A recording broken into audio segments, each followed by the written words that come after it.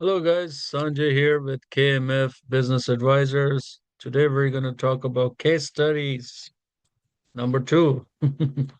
This is regarding a spa that we recently sold, and everything went through fine until the closing. And after the closing, all the issues started. Okay. So, if you are a seller trying to sell your business, just remember one thing: answer whatever the questions are asked. Do not take it to the next level. Do not give explanations. Do not. If a question is questioned, you just keep the answers toward that question. It's as simple as that. Okay. The reason why I'm saying this is because we recently sold a spa. The sellers showed this, the buyer went through this. Every time the seller objected or explained the issues, it actually went against the seller in the due diligence period. So, long story short, the spa we sold was in due diligence for almost 35 days, which is a lot, a lot of um, a very large due diligence on a sale of a business around $300,000. Normally, due diligence are 7, 10, 14, 15 days period done. But the issue here was the seller kept on, she just wanted to put her point. No, it's wrong. No, this is what is. No, no, no. All right. So the closing happened. Closing happened. Buyer comes back to the seller. The transition period was for 30 days. Fine. Everything went good. Buyer comes back to the seller and says, look, in our Zoom meeting, in our third Zoom meeting, you promised us this. You said, oh, well, we have this much worth of inventory and we are doing this much and we have this many this many clients that aren't being served, and this is the amount of funds that needs to be transferred to you as the new owner. Because if a client pays upfront a membership fee or a subscription for 6 months, 12 months, or whatever they paid in a group package deal, then what happens at the closing date?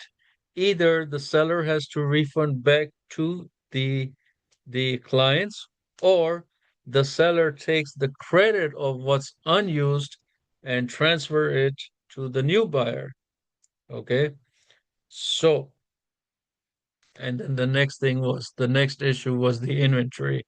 Look, because we sell all business confidentially, we don't give out the names of the business, we don't give out the location, we don't say nothing. But this becomes a case study because my job is to aware you. If you're a seller of a spa or any kind of business, then you need to understand the legal process of what to do and what not to do.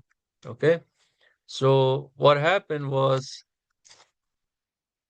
the seller, they had their own clients, they had their own employees, they had their own medical director, everything. The the the purpose here was that the seller takes over the business and operates it the same way.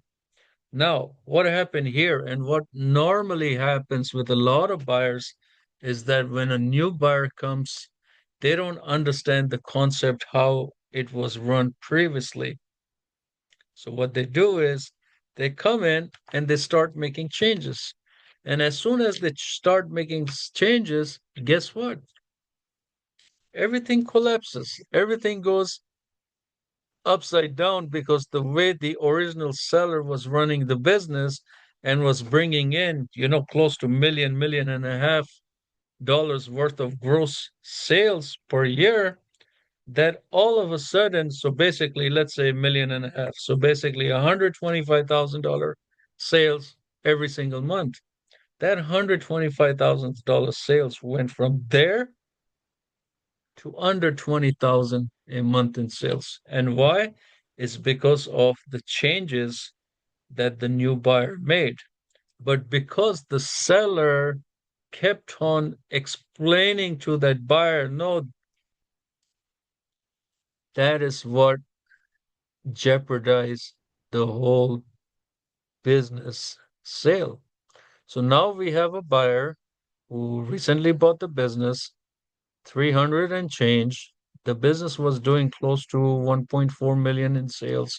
It gradually went up 22, 23. It went up by 300,000 every single year.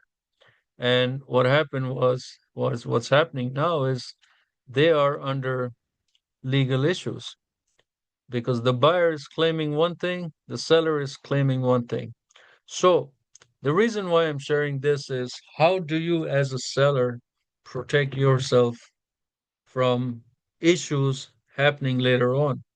And the answer is very simple. Just answer what you are being questioned. Do not go, you know what I'm saying? Don't do that because that is where it's going to hit you hard. Because now what the buyers are doing is they're using that, all that was explained by the seller, even though it wasn't questioned, but it came in their mind and everything, sometimes when buyers and sellers, especially in the business transaction where they're doing, they do want a recording of this so that they are following the recording. So what's happening here is legal stuff. So please be very careful whether you're selling with a broker or whether you're selling it yourself. When something is not related to what's being asked,